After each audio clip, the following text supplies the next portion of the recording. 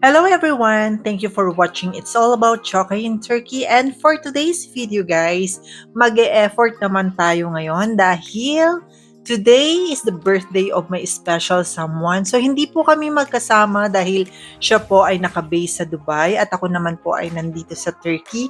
Kaya naman guys, gagawa lang ako ng something na parang nagse-celebrate na rin kami ng kanyang birthday together.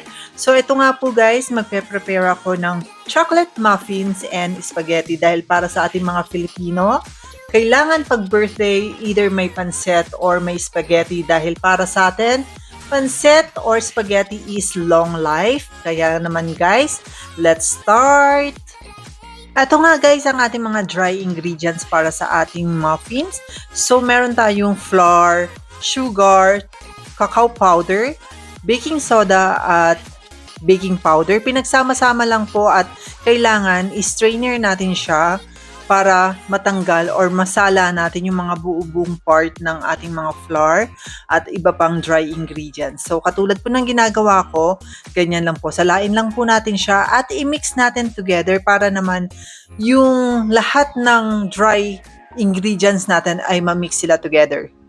At kapag tapos na nga po nating mahalo ang ating dry ingredients, iset aside lang po natin at mag-start na po tayong mag-prepare ng ating wet ingredients. Katulad po nito, nag-melt lang po ako ng butter at maglalagay na rin ako ng isang cup ng fresh milk and at the same time, 1 medium egg.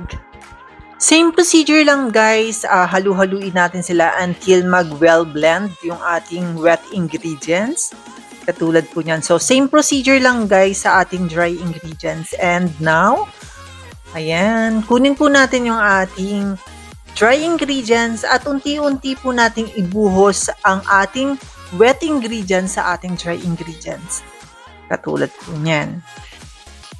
Patuloy lang tayo guys sa paghalo hanggang ma-meet natin yung desired mixture para sa ating muffin.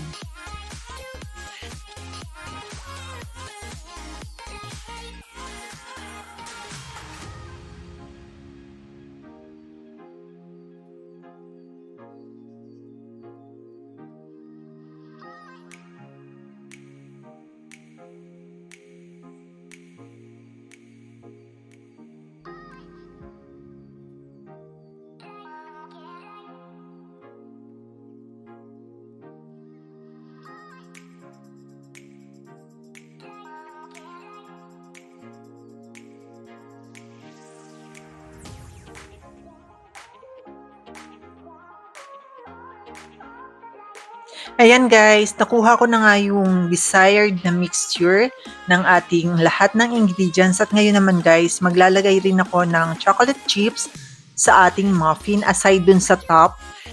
Gusto ko, meron din siyang chocolate chips sa loob ng ating muffin. Kaya guys, maghahalo na rin ako dito ng chocolate chips.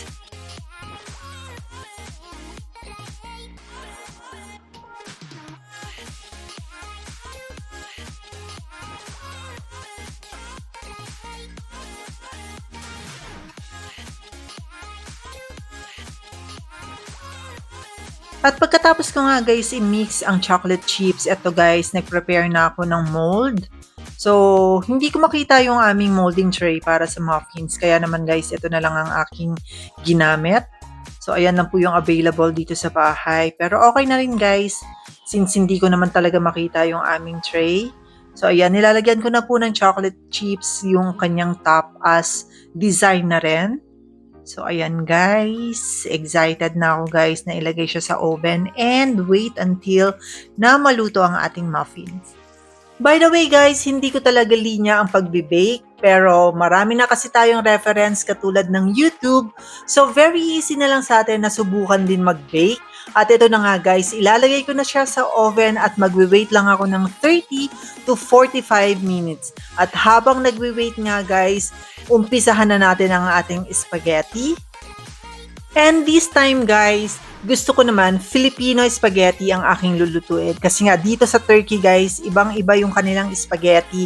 Dahil dito, hindi mo kailangan maglagay ng mince, hindi mo kailangan maglagay ng sausage. Plain lang talaga siya guys. Sauce lang talaga siya. And most of the time, fresh tomato ang kanilang ginagamit. At ito na nga guys, so umpisahan ko na sa paggisa ng sibuyas, bawang, at red bell pepper. So kung mapapansin nyo guys, frozen po siya kasi nung last day ko pa siya ginawa, ginamitan ko po siya ng food processor, inilagay ko lang po siya sa freezer para anytime na magluto ako ng spaghetti is may magagamit na ako. So ito po yung minced beef, isusunod po nating igisa ang ating minced beef. Igisa lang po natin siya hanggang sa maging golden brown.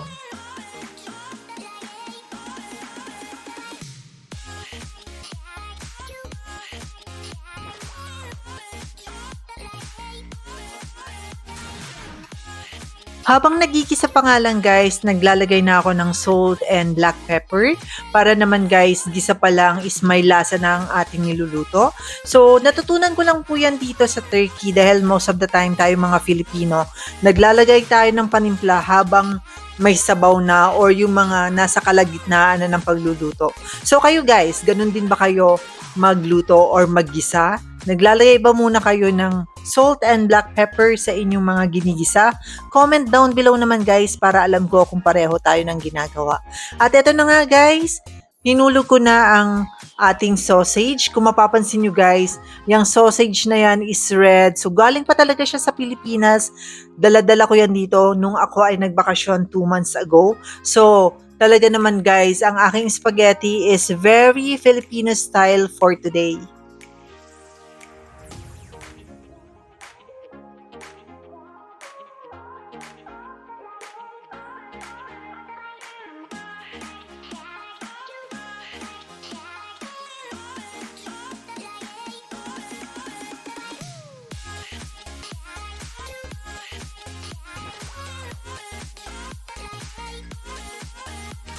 At dahil Filipino style nga po ang aking spaghetti, maglalagay ako dito ng 1 kutsarang asukal.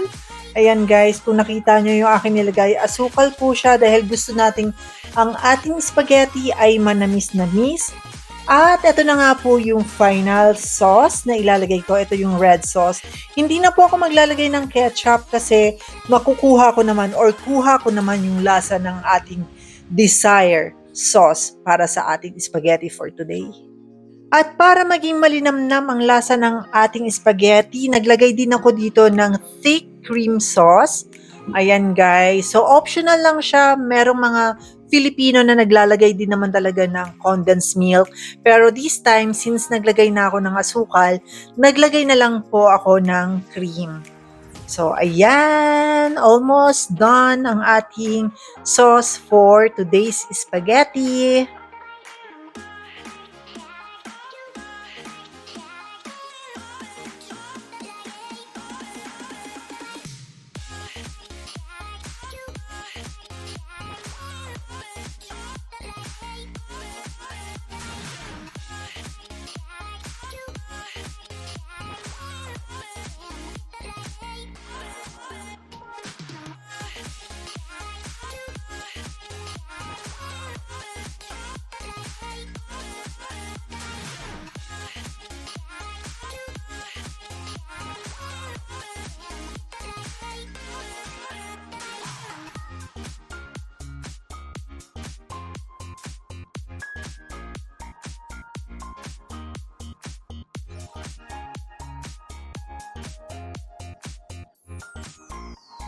At para naman guys maging perfect ang lasa ng ating spaghetti for today, last but not the least, maglalagay tayo ng grated cheese. So ayan guys, perfect na talaga ang ating spaghetti for today.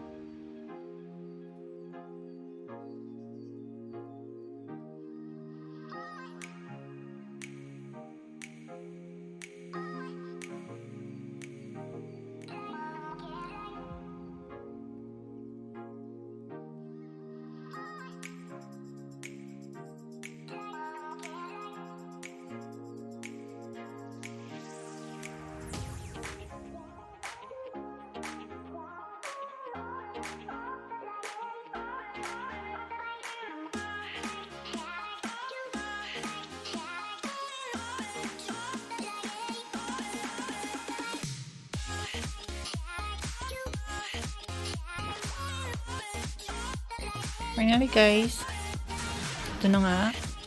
Naluto ko na yung spaghetti at yung cake. Ayan, yung gumawa ko ng malaking cake para sa kanya. At ayan. Picture.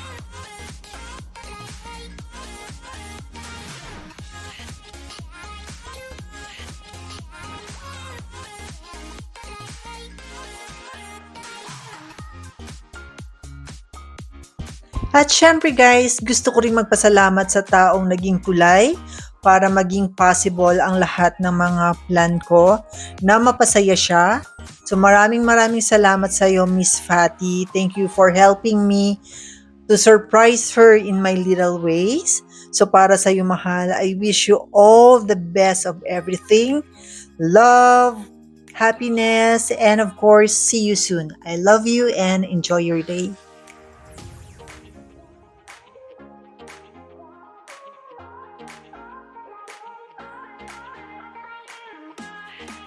And that's all for today's video, guys. See you on my next vlog.